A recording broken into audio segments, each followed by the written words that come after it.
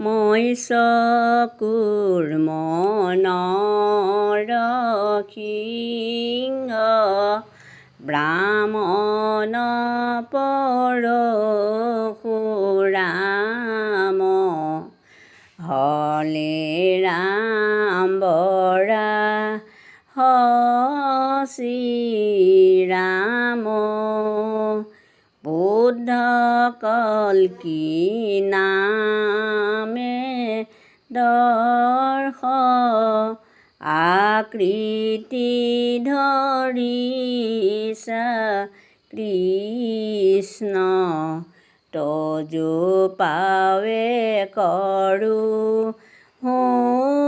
প্ৰণাম তজু